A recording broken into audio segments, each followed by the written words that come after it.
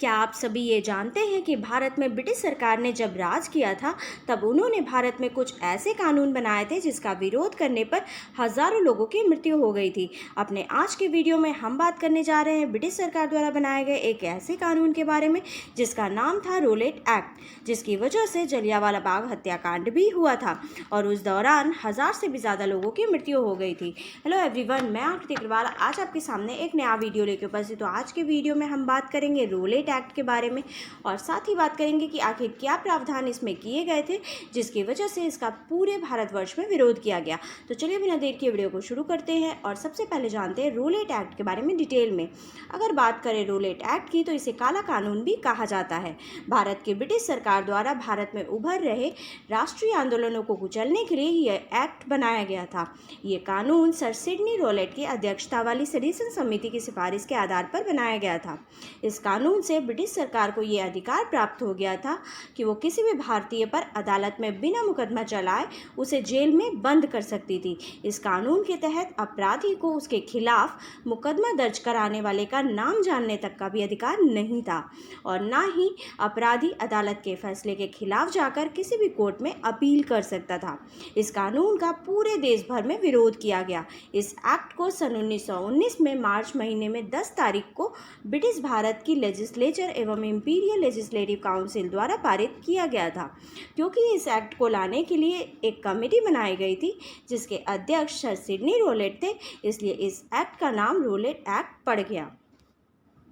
अगर बात करें उन कारणों की जिसकी वजह से रोलेट एक्ट लाया गया था तो सन 1910 के दशक में यूरोप के अधिकतर देशों में प्रथम विश्व युद्ध हुआ था। इस युद्ध में ब्रिटेन की जीत हुई थी और इस युद्ध में ब्रिटेन की जीत हो जाने के बाद उन्होंने भारतीयों पर अधिकार जमाना शुरू कर दिया। उन्होंने 1918 में युद्ध समाप्त हो जाने के बाद देश में उनके खिलाफ क्रांतिकारी गतिविधियों और आंदोलन को दबाने के लिए रोलेट एक्ट लाने का फैसला किया ताकि कोई भी भारतीय ब्रिटिशों के खिलाफ आवाज ना उठा सके।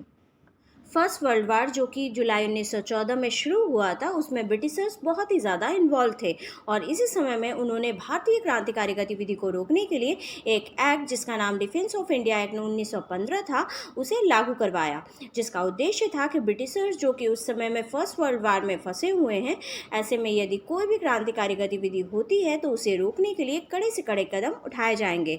यह एक्ट फर्स्ट वर्ल्ड वार शुरू होने से लेकर वर्ल्ड वार खत्म हो जाने के 6 महीने बाद तक लागू किया गया था।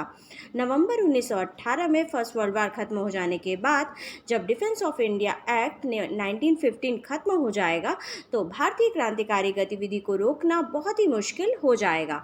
इसलिए सर सिडनी रोलेट की अध्यक्षता में एक कमेटी बनाई गई जिसका उद्देश्य था भारत में होने वाली सभी क्रांतिकारी और आतंकवादी गतिविधि को रोकना।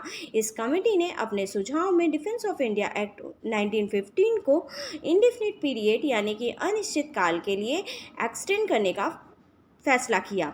यही रोलेट एक्ट कहलाया। इसका official name anarchical and revolutionary crime act 1919 है जो कि 26 जनवरी 1919 को पास किया गया था।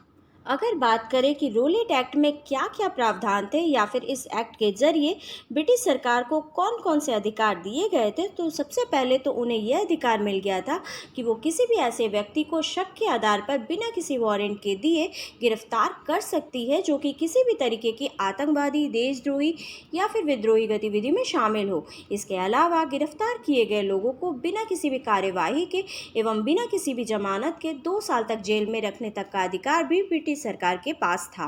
यहाँ तक कि गिरफ्तार किए गए लोग को यह भी नहीं बताया जाता था कि उन्हें किस गुनाह के चलते जेल में बंद किया गया है, ना ही उन्हें अपने पक्ष में कुछ भी बोलने का अधिकार प्राप्त था।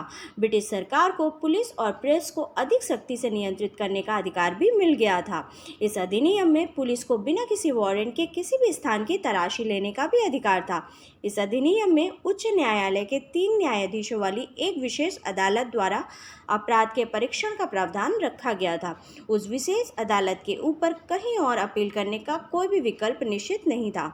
इस अधिनियम में दोषियों को रिहाई पर सिक्योरिटी जमा करने की आवश्यकता थी और उन्हें किसी भी राजनैतिक, शैक्षिक या धार्मिक गतिविधि में भाग लेने से भी प्रतिबंधित कर दिया गया था। इस अधिनियम के तहत किसी भी प्रकार के सार्वजनिक समारोह पर अनिश्चित काल के लिए प्रतिबंध लगा दिया गया था। इस तरह से इस एक्ट के जरिए ब्रिटिश सरकार ने भारतीयों की स्वतंत्रता पर पूर्णतः रोक लगा दी थी और इसी वजह से इसका पूरे भारतवर्ष में विरोध किया गया। रोलेट एक्ट लाने का सरकार का मुख्य उद्देश्य देश में बढ़ती राष्ट्रवादी आंदोलन को दबाना और ब्रिटिश भारत के खिलाफ साजिश को जड़ से उखाड़ फेंकना था। साथ ही सरकार इस एक्ट के माध्यम से देश पर अपनी पकड़ को मजबूत बनाना चाहती थी। आज के वीडियो में बस इतना ही। For more such interesting video, like and subscribe my channel. Thank you. Bye bye.